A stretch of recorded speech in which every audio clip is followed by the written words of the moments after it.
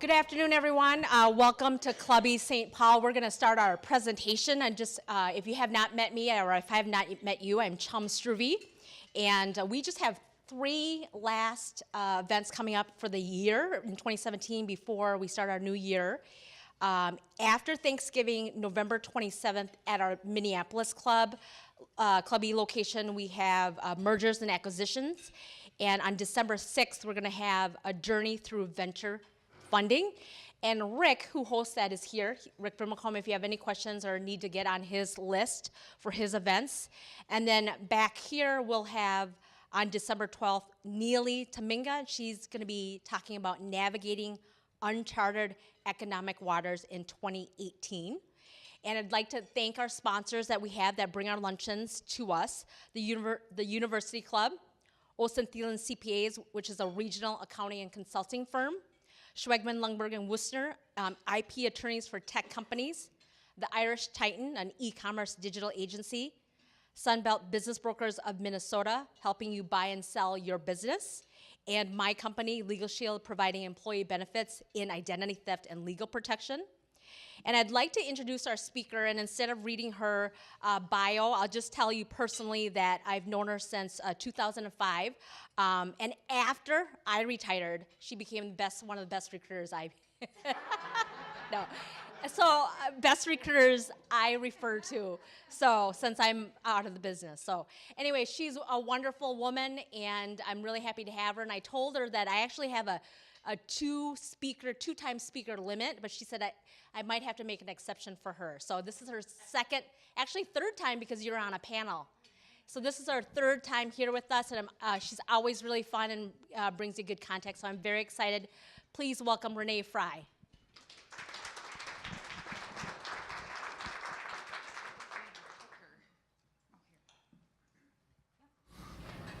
Well, thank you so much for the warm introduction, Chum. We actually used to work together at a recruiting firm, so we go way back, and Chum is always a delight as well. So I want to just be thankful for all of us coming together today and spending time over our lunch hour to hopefully learn something that you can put in your toolkit right away when you walk out this door. Who knows, and I'm very interactive and I walk around a lot, so who knows what competition I'm in, covered in mud on that photo?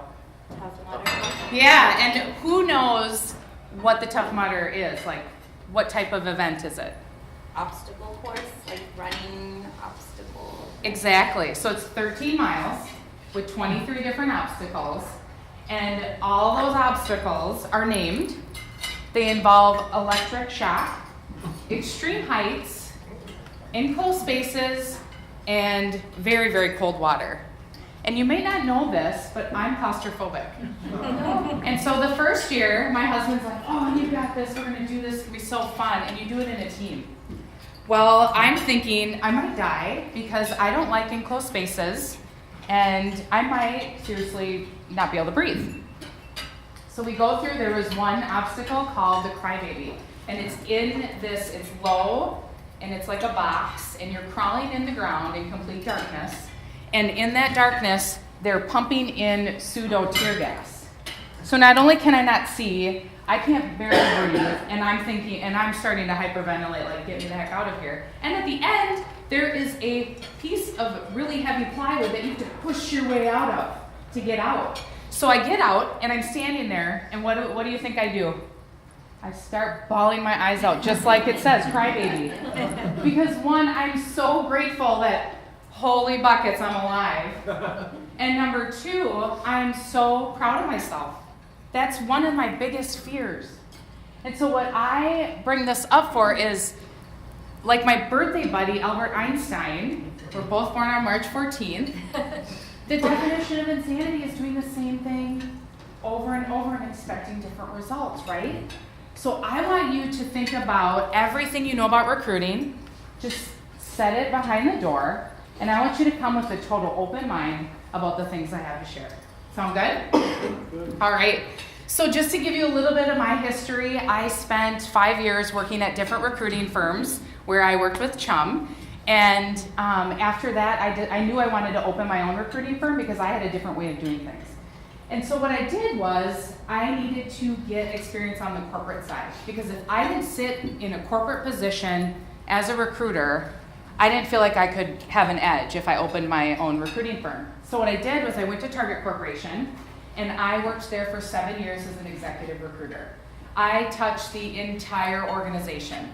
I recruited, they had 14 pyramids or departments in their headquarters at that time in Minneapolis. I touched every single one.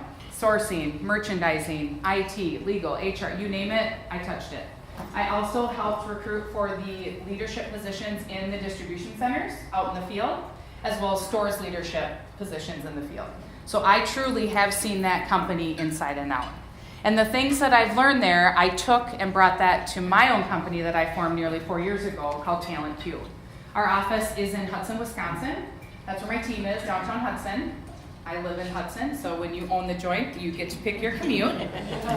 And we place individuals nationwide. So we help find your future employees and help individuals get pay raises and promotions. So what you're gonna learn today, we're gonna cover building a recruiting strategy, how to uncover invisible talent, and then lastly, how to sharpen your interview process. Why do we want to create a recruiting strategy? I learned this technique at Target. So what I say is you need to slow down to speed up. So the reasons why my team, we create a recruiting strategy for every single position that we recruit on. Because you have to align all the parties together on what the priorities of the open position is. Are we all on the same page? Forces you to think critically about exactly what you need in a qualified candidate. Makes you do the thinking on the front end so you're not switching gears on the back end.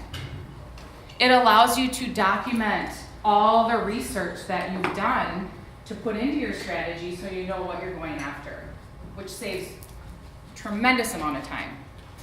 And it makes recruiting for the role 10 times easier because all you do then is execute on that strategy. And if you have hiccups in the search or you're not finding the right individuals, you go back to your strategy. Did I do all the things I said I was going to do? And it creates efficiencies, reduces back and forth communication, and saves a ton of time, even though it's a big time investment on the front end. So how do you build your strategy? We're walking through exactly what we do at Talent Q. So the position title, you want to know what the role is. You probably have internal titles that only relate to your organizations. There are certain titles, like we had a search recently called Group Accounting Manager. That means nothing to anyone in the external world. What that means to the external world is Director of Accounting, okay? So think about, you have to have, your HR department has the positions titled for a reason internally, but when you're externally facing that and going after people, modify it so it speaks to the audience you're trying to get in, okay? Compensation, you have to know what your company has budgeted for this position. What's the minimum, or you don't even have to put a minimum. You could say, I can pay a maximum, just going back to the group accounting manager position, we can pay a maximum of $130,000 salary annually. The person's also gonna get an 8% bonus, and is there any wiggle room for sign-on bonus? If someone's walking away from a bonus, you wanna make sure you have all of this figured out on the front end, so when you go to get approval from your HR department, or your CFO, depending on the size of company you work for, that it's already been stamped and approved. So they know that money is coming out when you find that candidate. And I would say get to the, I mean, even if you can push it like $500 or $250, it doesn't have to be by thousands, right? Just formulate exactly what you want to spend for that individual coming in. And I'm sure you'll have to look at internal equities and your internal pay ranges as well, because every company has thresholds internally as to how people are aligned, right, to create those synergies. Our strategy is always find invisible talent. We want to bring you the gainfully employed people that are never going to apply for your job. And that's always our strategy. But your strategy might be different, so make a strategy statement. Lastly, we have a whole trickle of slides on strategy. Requirements, level of education. What do you truly need for the position? There are some, and it doesn't have to be a specific degree. Going back to the group accounting manager, most likely you're going to have accounting or finance degree for that position. Now, if you're hiring a software developer, do you care if they have a degree? You might. Some companies have a minimum entry into the organization. You must have a bachelor's degree to work here. Target was like that. You must have a bachelor at any position. You must have a bachelor's degree to work there. But be very specific on what you're looking for. If you don't require a degree, leave it up. Years of experience. Be very specific. Do you need someone to come in and hit the ground running? Typically, let's say, I would say most people 7 years of working experience can hit the ground running if they're going to a very equitable industry in an equitable scope of position. Or do you want to hire someone that's more cost effective with maybe 3 years of experience, where you have the bandwidth to train them and know that the ramp up period might be a little bit longer for this individual. So you really have to evaluate your team's capability and your company's capability for the level, because you've got to get this part right so you know exactly who you're going after and who you're not going to be looking at. Do they have to have specific industry experience? If you're a food manufacturing company, do they have to come from a food manufacturing company? If you're a med device company, do they have to come from a med device company? Certain things, as far as industry, I've seen over my 16 years of recruiting, are very critical that they have that knowledge. But there's other things, like I think software developers, they're pretty flexible with industry. Now, is your industry sexy enough that they want to come work there? That's a different story. But really think about that. And then my favorite, which I feel is the most critical component of what you're looking for in an individual, is what personality characteristics do you need? Do they have to be a problem solver? Do they have to deal well with ambiguity? These are the non-negotiables. And I work with clients that have very specific characteristics, and I don't know if at your companies you have the same. But one company we work for, there's 2 characteristics that every candidate must have, and that's your ticket into the door. You must be humble and collaborative. Every single employee at that company holds those 2 characteristics. This is critical. This can make or break your teams, and we are born with our personalities. Yes, we can change over the years, but really, you need to make sure you know exactly what characteristics you need to fill that position. Then lastly, we put in nice to haves. What are some skills that you'd love to have, but you can live without? So for example, we have an Oracle developer position, and they are very, very hard to find. And the client said, you know what? Oracle would be nice to have.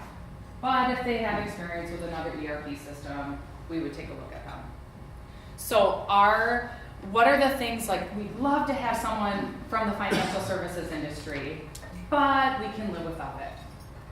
Just keep in mind those nice to haves, because for us and for whoever's doing your recruiting, they should try to find you someone with the nice to haves. But if they quickly find out, oh, this isn't, we're not gonna be able to find the ideal perfect person, then you can get rid of the nice to haves and just keep them out there though, so you're aware of what really would be the ideal. And then we get into tactics.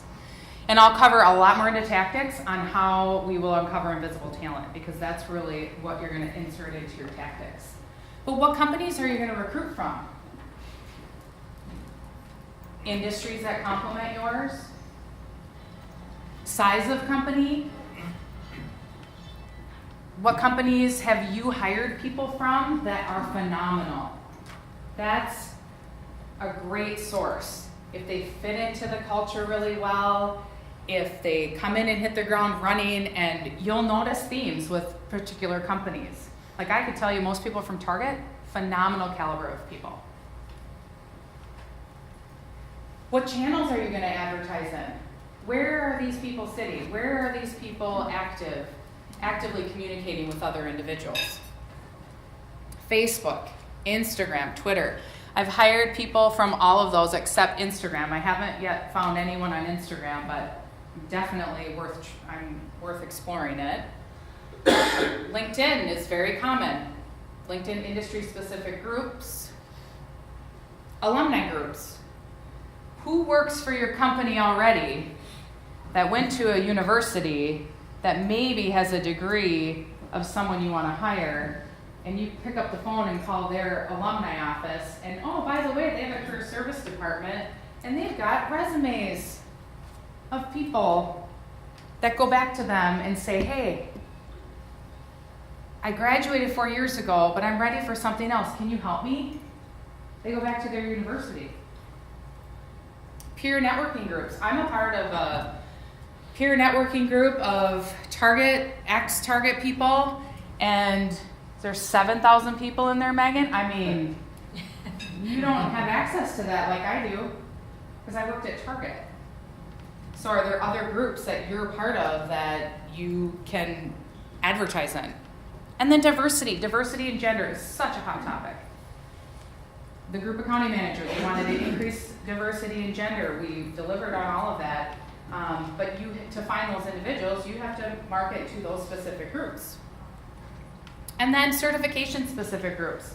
If you're looking for a safety engineer, they most likely hold their CSP, Certified Safety Professional certification, and they're most likely a part of the ASSE. And they have a whole avenue that you can market directly to those people. And then again, colleges and universities. I know Target, their MBA recruiting team had a slate of, I think it was 7 universities, and that's all they targeted, was those 7 universities that were regionally. And then online, Indeed, ZipRecruiter, CareerBuilder, etc. Then in the strategy, I recommend defining what questions you're going to ask to uncover those personality dimensions that you need. We do behavioral-based interview questions. I have a whole slew of them. We've worked with Amazon. I know all their questions. I have all of Target's questions. I'm a behavioral-based guru, and so is my team. My team is certified in it. But basically, it doesn't let the candidate hide behind anything. So behavioral-based interviewing is the best indicator of future performance, because they have to walk you through step-by-step what the situation was, what actions did they take, what was the outcome. And the way I solve a problem today will be the same way I solve a problem tomorrow. And so if they answer the questions and they're not in alignment with what you need them to do or how you need them to be, it's not the right person. So I just put in a couple behavioral-based interview questions. So if you needed somebody who was good with conflict, the first question would be, awesome. Describe a situation when you successfully worked with a peer or leader who was difficult to get along with. The next question, describe a time you had to make a difficult decision under pressure and support it. Was it the right decision? How do you handle ambiguity? Tell me about a time when you were asked to do something you've never done before. How did you tackle it? Again, ambiguity, unknown situations. And then, we want to tailor those to the dimensions. Then you need to have, You mentioned the test that you provided. Test. No, we don't do testing. We just do behavioral-based interview questions. So we pick out questions. So if you say, I need someone who is a great problem solver, who can do well under ambiguity, and who will surface ideas, the questions that my team will pull out, then we will ask the same questions of every single candidate for every time. Yeah. So we have to measure how we're successful with our strategy, right? So what's the urgency of the opening? When do you want the person to start? We've had some clients who reached out to us and we're fully engaged in a search, and they're like, oh, we don't need them to start till January. Well, why are we recruiting for November? What date do you want to have candidates interview by? If you set goals, your recruiting team or your HR team or whoever is doing the recruiting should be able to deliver on these goals. And this becomes critical, especially in this job market where it is a candidate-driven market. And then what are the trade-offs and risks with how we've built the strategy? So think about when you've created this strategy, then what are the trade-offs and risks? And I threw in local candidate versus relocation. So this group accounting manager job that we just wrapped up was actually in Milwaukee. And they wanted to increase diversity and gender. Well, you need to know the pool that you're pulling from. They would not relocate this individual. So here's Milwaukee, and when you go to the Bureau of Labor Statistics, it will tell you 22% of people in Milwaukee have a 4-year degree.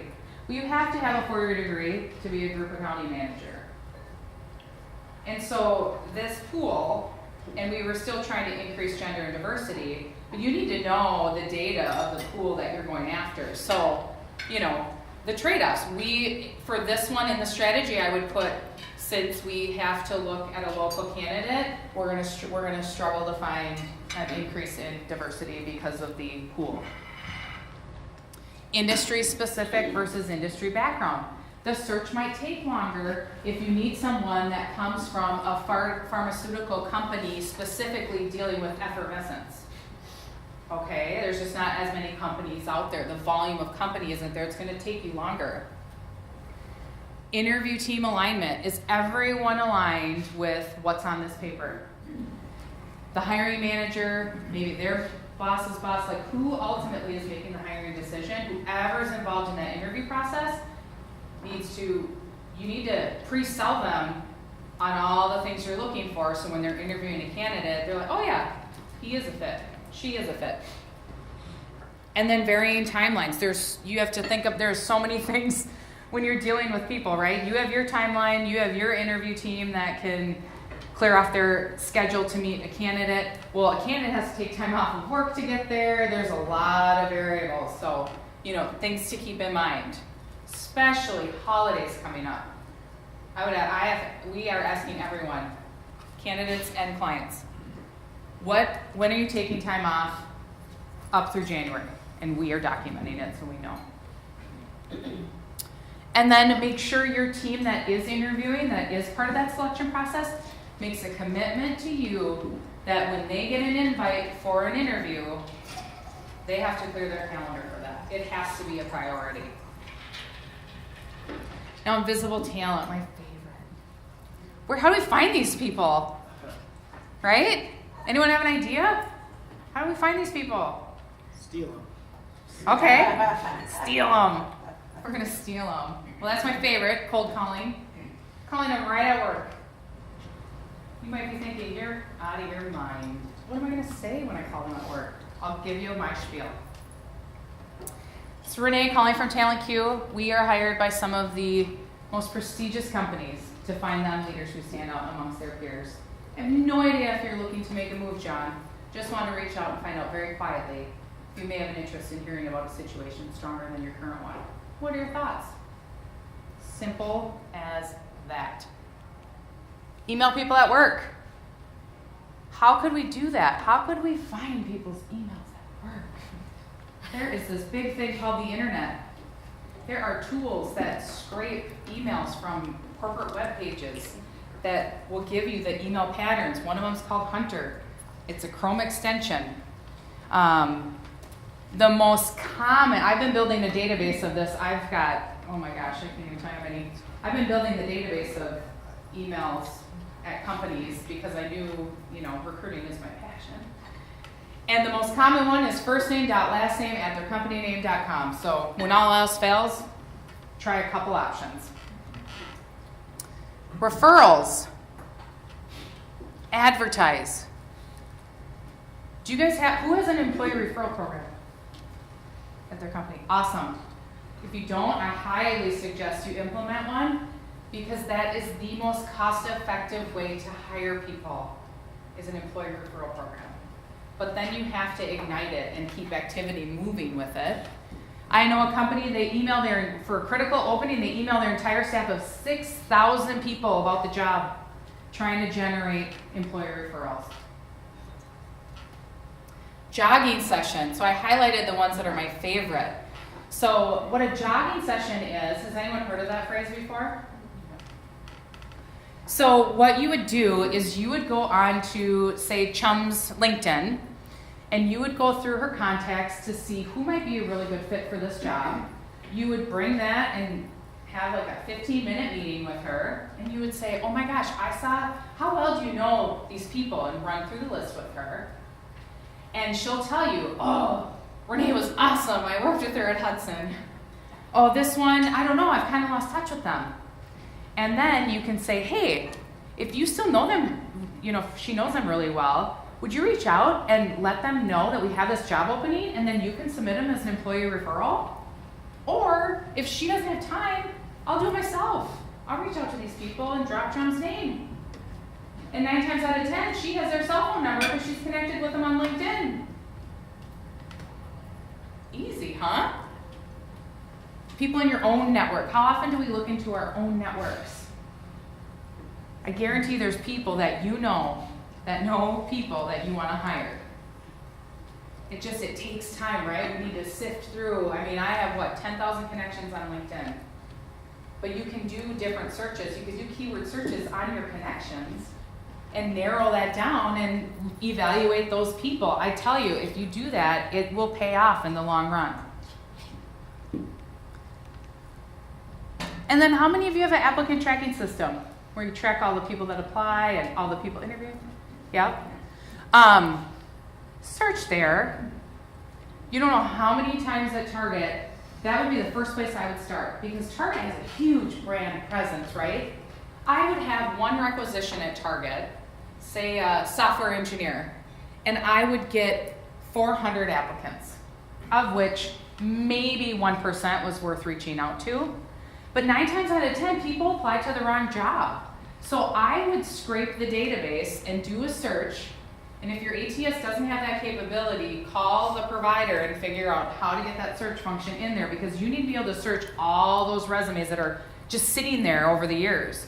Because then you can find someone, and I used to do it all the time at Target. That's why I was in the role I was.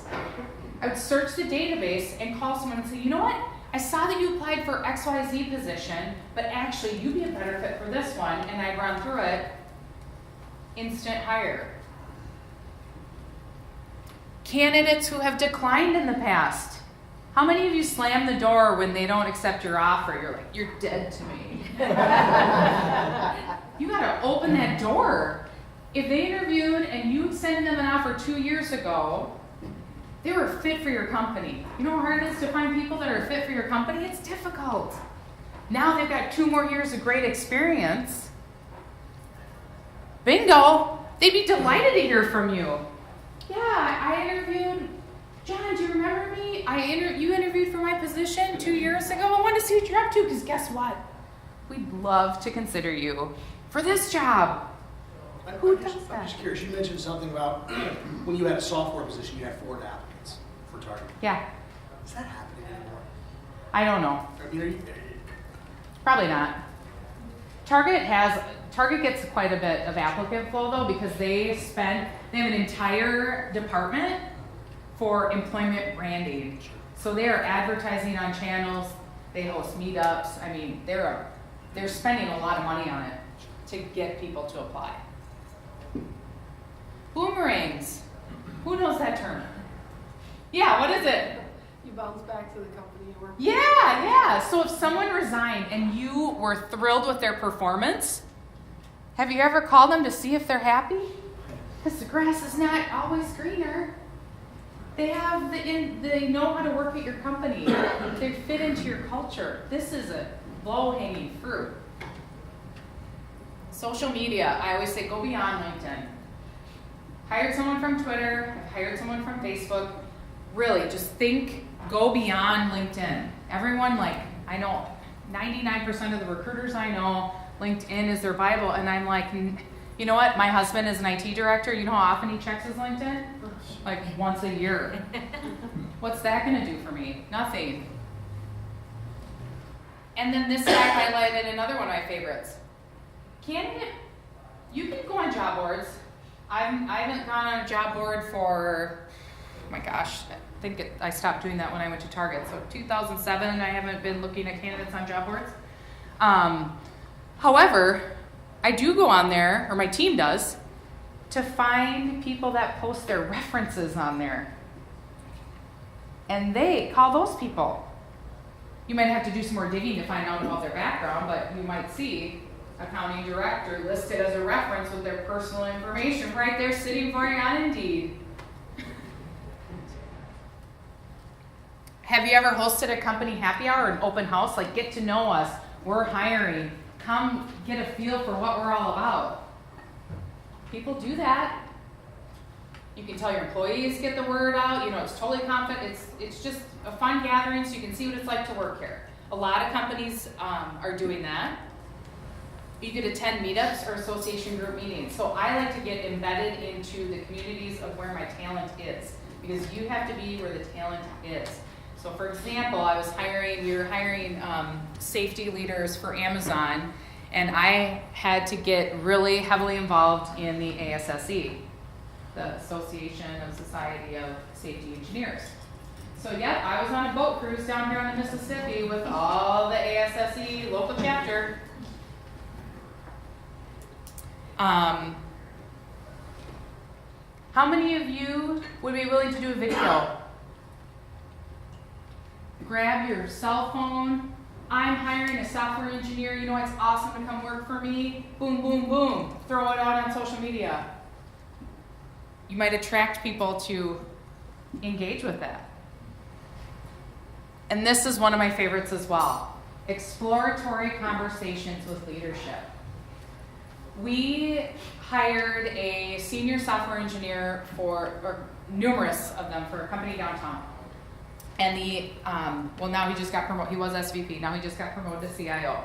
The CIO of this company will clear his calendar for anybody that he will take 15 minutes and have an exploratory conversation with anyone interested. So when we are hiring software developers, a lot of them are very skeptical. And when I can say, hey, I know it, I get it. Deciding who you're gonna marry is the toughest decision. The second one is changing jobs. It's very emotional. But guess what? The CIO will clear his calendar for you whenever you're available for 15 minutes and just give you some insight on the projects, our company culture, and then if you're interested, we'll move forward. 99% of those people we do that with go into the interview process. Trade publications are your specific groups that people are advertising in your fields. Like RELA is a Retail Leaders Association.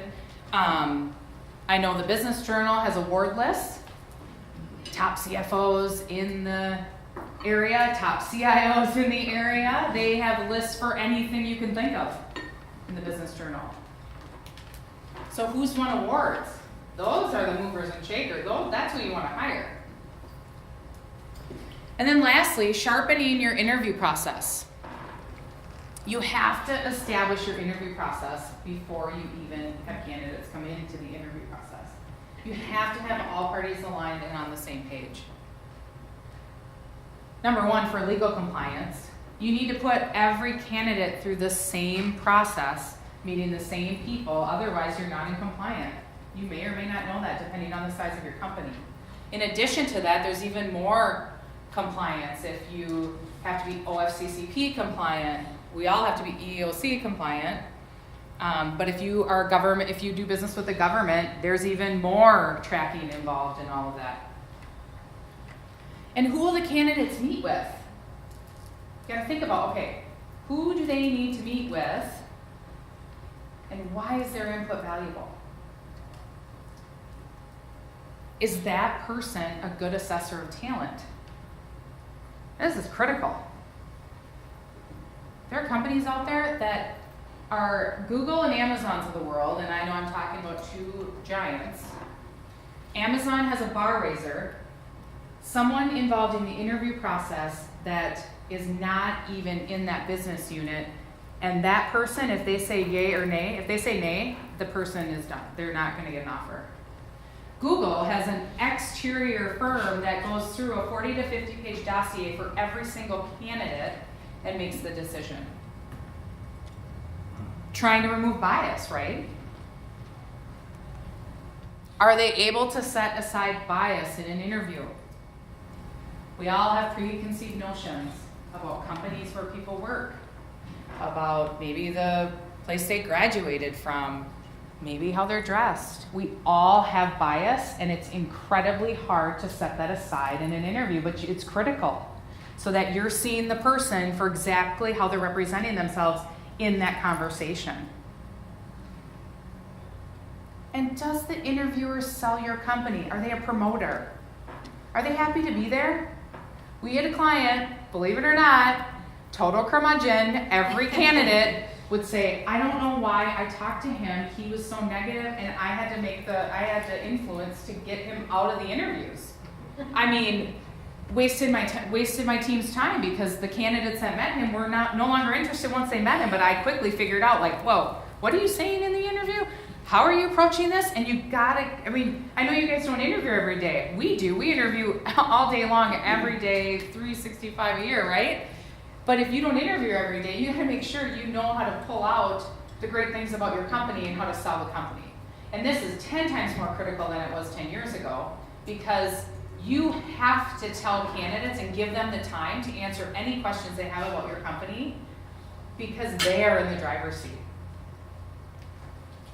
And then you have to limit the number of interviews and rounds of interviews. We have candidates today calling us. So say Jane is interviewing tomorrow with one of our clients, and she calls today and says, oh, Renee, I just accepted an offer. I met with them today and they extended an offer on the spot. That is happening all the time.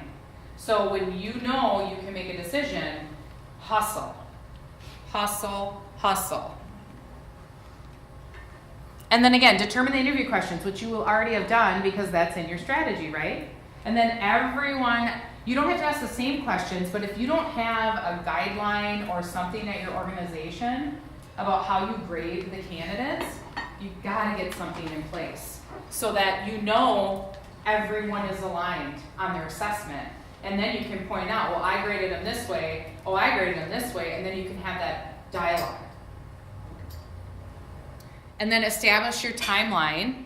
This is to critically protect your employment brand, because you need to make sure you have recap meetings with the interview team scheduled immediately after the interviews, so you can just have the discussion about the candidate. I firmly believe in, face-to-face or on the phone, just have it live. You can't just submit your stuff to HR and then HR makes a decision.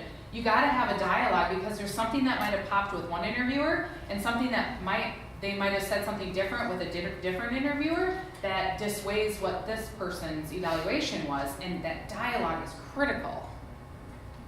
And then you have to follow up with candidates as fast as possible. It's critical. If you don't, they got an offer from the next company that they went to interview for.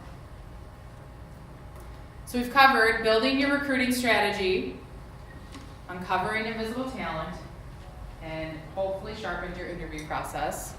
What I want to do, there's a postcard at everyone's table. I want you to write down one thing that you're going to implement from what you heard today. Write your address on it. We don't mind if it's your home address or your work address, and we will send it to you in a few weeks to make sure you're holding yourself accountable. Sound good? Questions? Yeah. Assessing technical talent. Yeah. What recommendations do you have there in order to really identify those candidates that really are who they say they are and know what they say they know? Absolutely. What I recommend is having someone who is highly technical, like the technical expert in that domain at the organization, do a technical interview with the individual. So a lot of our clients they'll have two people in the room, and it's more of like they'll ask questions and they can like whiteboard stuff if it's a developer, because they want to see how they're thinking and what steps they take. So that's what some people do. Others, I know they bang down my door all the time. I wouldn't even be able to tell you some company names, but there are some companies that do assessments. But I think the personal interaction and the whiteboarding is more effective, because you're also seeing how that individual, what personality characteristics are coming out in that exercise versus just taking a test, right? Because if you're taking an online test, there's just less assessment from it's black or white. It's not, there's so much more behind this person versus the technology. We want to know how we hear them thinking through it and how they would work with us and the follow-up questions they would have for us. I think that's really valuable. Yeah. we're all hyper aware of certain types of bias, gender bias, ethnic bias, that sort of thing. Do you recognize the concept of intellectual diversity at all? And if so, do you design for it in any way in your process? Oh, good question. Tell me more about what you mean though by intellectual. Different ways, could be anything, different ways of looking at problems. Oh yeah, I love that. I love that. I tell everybody that we work with, you don't need another you in the company. You need to hire for your weaknesses. You need to think about your team as a whole and how is our team gonna have the most firepower to deliver to the bottom line of the company and elevate the organization. And you have to have differing thoughts and differing ways people problem solve and all of that. So I highly encourage extreme diverse teams.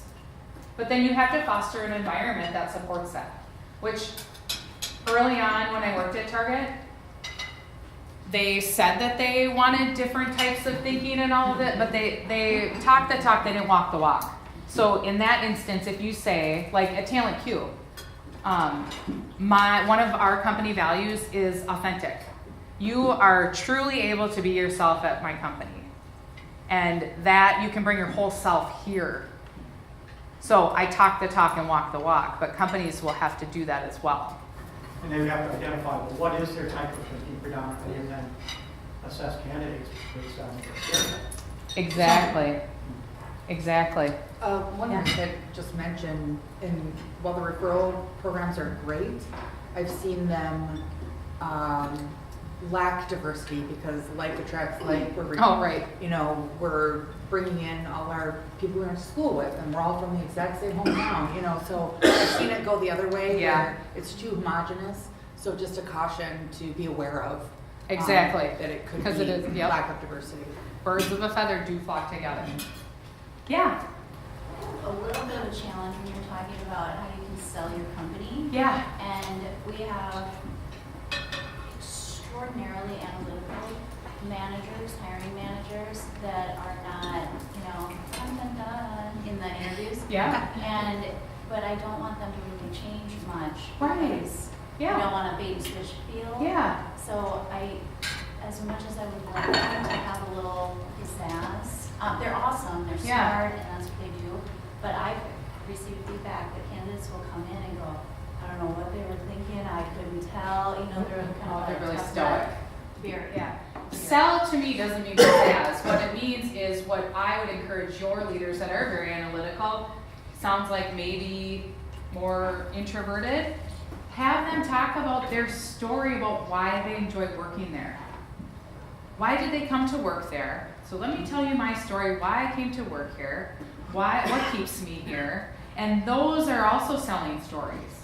I don't mean you have to people will see through that if you have the dog and pony show, but just their authentic reason of why they're there, what drew them there, what keeps them there, and that will be the way that they will sell the organization. But I would bake that in though, lead with that, because candidates don't always ask, Right. Thank you. Yeah. Yeah. Go ahead, Rick. So, certainly there's some interview questions that shouldn't be asked, and I think in general, people would okay, don't ask that, okay, I get that, but what are things that might be seemingly innocuous or a fair question that kind of for a commoner like myself or some of the other folks here in the audience that you think would be okay to ask, but you shouldn't ask? Stay away from anything personal related to children, because people will bring up, and candidates will bring up, you don't know how many times people have told me how old they are. And I kind of ignore that. But you shouldn't dig into, if someone's visibly pregnant, you shouldn't ask, oh, when are you due? You just shouldn't, anything with personal information is not good. And actually there is some, if you aren't aware, you need to stay on the pulse of this. My team no longer asks what they're currently making. So there is legislation that has passed in certain areas of the country that it is illegal to ask what they're currently making. We think that is because they are trying to bridge the gap between gender and women as far as, our male counterparts. Because if you know what someone's making, then you're like, oh, we'll just pay them this. And women and diverse individuals are making less already, so then they're going up here. I think that's why they passed legislation to try to bridge that gap and get everyone equal pay for real. But it is sweeping the country. So there are certain cities, like New York City, you cannot ask, and in certain states you cannot ask.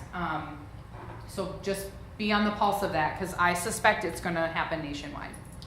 If the asker isn't in the city, can they still ask?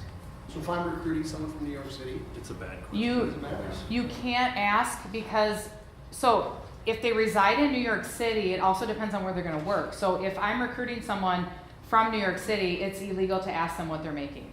If I'm recruiting someone from St. Paul, I can ask them, but what if then I place them in New York? Then it's illegal. so if I'm living here in Minnesota and I'm willing to relocate someone here to Minnesota, and I'm asking someone who's currently living in New York, is that illegal? It is illegal. Yep, if they live or going to work in that area. Yep. So you can Google more about that. Yeah. But Amazon does not ask any longer. I was like, well, if Amazon's not asking, we're not either. I was like, we're getting ahead of this. So I can't put my company at legal risk. What about when it's, what about when it's tied to compensation? I mean, a lot of your sales positions, that's kind of critical. Yeah. Is there other ways of asking, obviously, against quota, or, you know, because Yeah. obviously overall comp for a salesperson, Yeah, absolutely. and normally any salesperson you recruit in New York is the first thing out of their mouth is how much they made last year. And Right. Just take the number by 20 and Yeah. subtract. What we always ask is, what ideally would you like to be making? 9 times out of 10, they're like, well, I'm at $100,000, so they'll tell you anyway. I think another to, not just the straight and narrow illegal questions, but questions that might be innocuous, like you were saying, or is anything kind of about their lifestyle? If you're asking, like, you know, the kid's question is like, are they gonna be late for work? Are they gonna have to go home? You know, anything that's gonna, you're trying to get at what kind of, if they're gonna show up on time, that kind of stuff about their lifestyle, stay away from.